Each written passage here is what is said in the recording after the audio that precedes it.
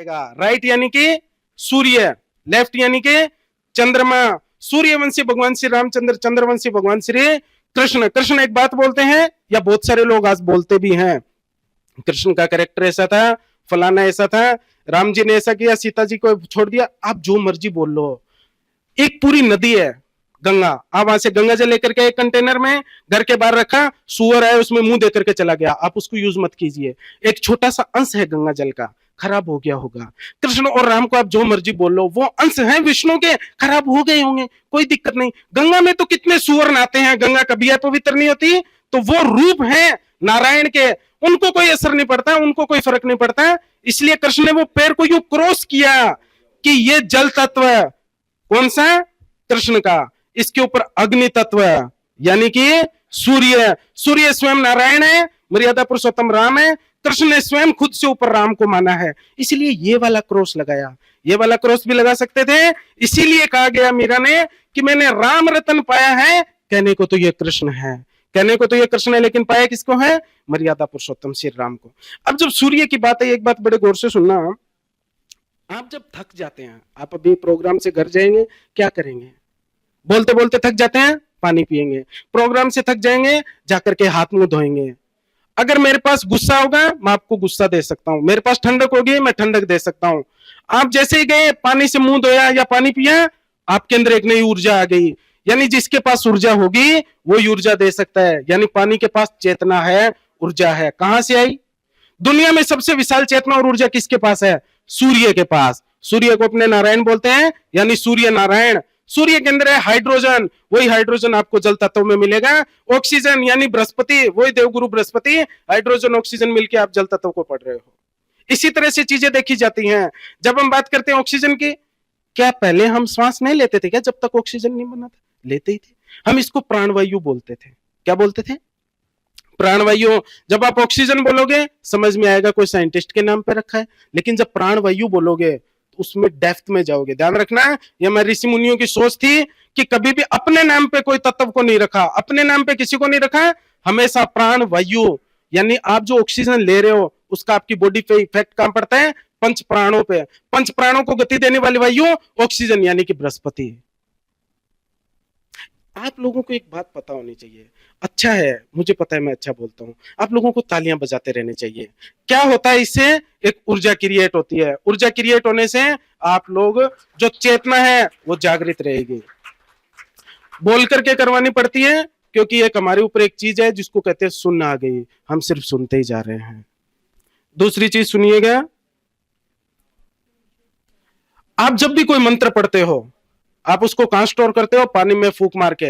आपके ब्रेन में सबसे ज्यादा क्या है, जल तत्व है। चीजों को मैं सिर्फ रिलेट करूंगा, जब आप किसी के बर्थ चार्ट देखते हो, जब आप किसी का जन्म कुंडली देखते हो, किसी का वास्तु करते हो, वो मेरे और क्लाइंट के बीच की बात है। वहां कौन से रूल लगते हैं, कौन से फंडामेंटल लगते हैं, मेरे हिसाब से वो यहाँ बोलने की चीज नहीं है। ये कितना विस्तृत है वो बताने की जरूरत है। जब आप जल तत्व को मंत्रोच्चारित करते हो, फूंक मारते हो, यानी कि उस जल ने आपके मंत्रों को ग्रहण कर लिया। आप जितना ज्यादा याददाश्त रखोगे, उतना ज्यादा, जितना पानी पियोगे उतना याददाश्त बढ़ेगी। यहां क्या स्टोर हो रखा है, जल तत्व। क्या स्टोर हो रखा है, जल तत्व, यानी हाइड्रोजन और ऑक्सीजन।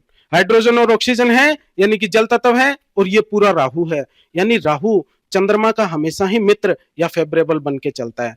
इसलिए आप राहु केतु को चंद्रमा के इर्द गिर्द मानते हो, मन के इर्द गिर्द मानते हो।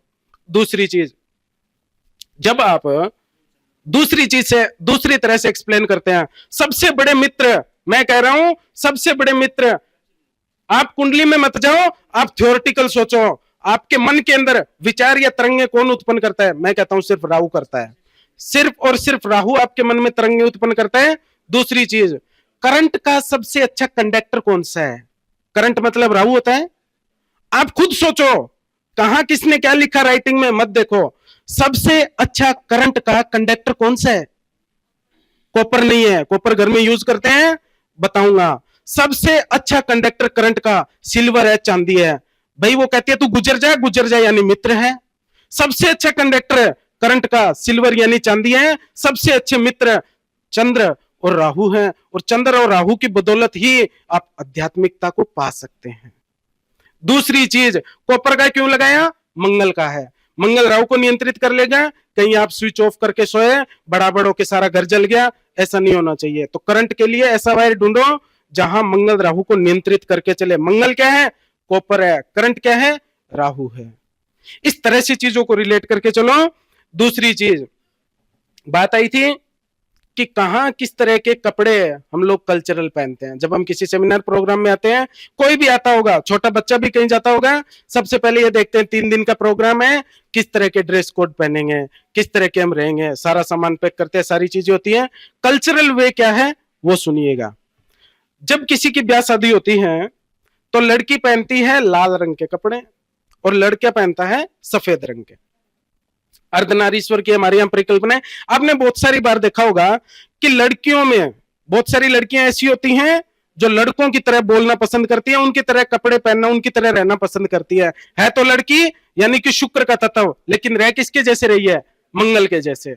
यानी उसका वो तत्व थोड़ा प्रभावी हो गया, तो उस तरह का उन्होंने बिहेव करके चला।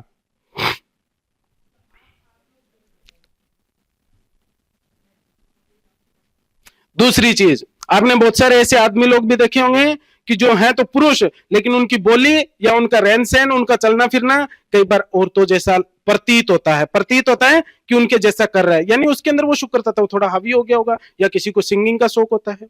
अब गौर से सुनना, अर्धनारीश्वर तो है, किसी का प्रभावी है, किसी का नहीं। स्त्री यानी कि शुक्र, तो वो लाल रंग पहनेगी तो मंगल मिल गया, वो पूर्ण हो गई शादी के अंदर, इसीलिए लाल रंग पहना जाता है। लड़का मंगल है, सफेद पहनेगा, शुक्र का पूर्ण हो गया। दोनों तरह के तत्व है। एक बात और बता दूं, बहुत सारे लोगों को लगता है कि तुक्के मारे जा रहे हैं। मैं कह रहा हूं कुंडली पे प्रेडिक्शन करना अलग चीज है, इस चीज को विस्तृत रूप में देखना एक अलग चीज है। दूसरी चीज, आप किसी भी तरह के बीज की बात करते हैं, हाँ ठीक है, आप किसी भी तरह के बीज की बात करते हैं, बीज का मतलब केतु। जो बीज जितना पावरफुल होगा, जो बीज जितना पावरफुल होगा, वहां केतु की उतनी ही ज्यादा एनर्जी आपको मिलेगी। आप ध्यान रखें, जब भी किसी के यहाँ डिलीवरी होती है तो औरतों को अजवाइन दिया जाता है। डिलीवरी होने का मतलब क्या है? केतु। अजवाइन दिया जाता है, सबसे छोटा बीज है, सबसे ज्यादा ताकत उसके अंदर है।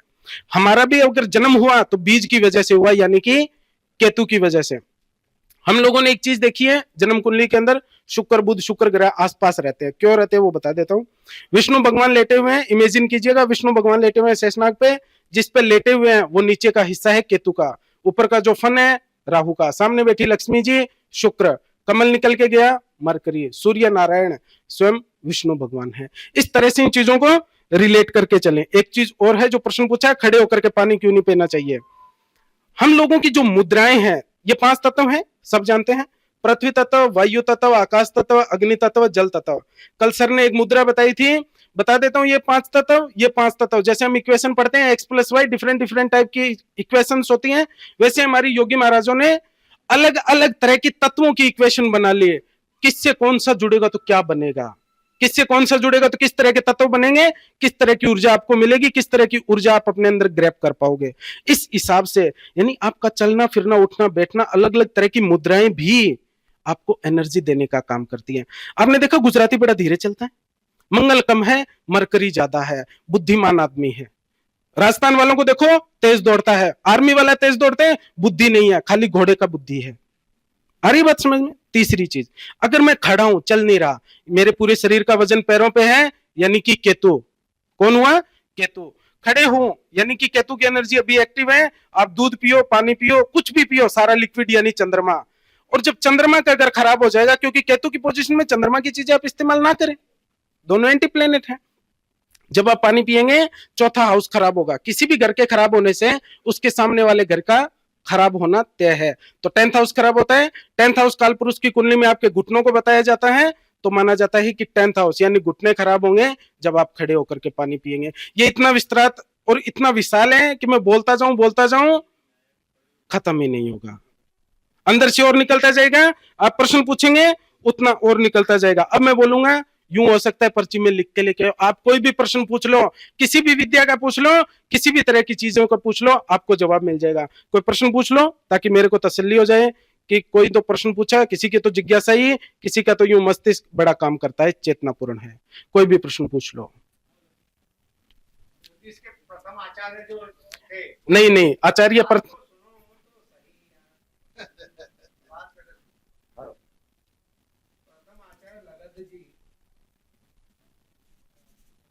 हाँ हाँ बोलिए। और हेलो। वेद के अंदर का ज्योतिष, वेद में ज्योतिष कितना मिलता है सर? जो हम लोग आज यूज करते हैं वो वेद में कितना मिलता है? केवल मैं जहां तक मेरी जानकारी है काकड़ी मिलती है थोड़ी, और दूसरी जानकारी है जो अपना तारा चक्र लेते हैं वो मिलता है। इसके अलावा और कुछ बताएं। आपकी बात बिल्कुल सही है।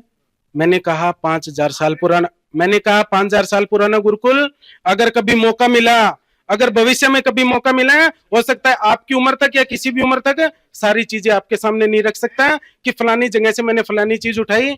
ये कॉन्ट्राडिक्टरी चीजें हैं। चलिए ठीक है, मेरी बात सुनिए, आगे बढ़ाते मैंने कहा हैं, प्रश्न पूछे, आगे बढ़ाते हैं। प्रश्न नहीं है। चलिए। आप समझे नहीं प्रभु जी, कितनी चीजें मिलती हैं, बहुत मिलती हैं।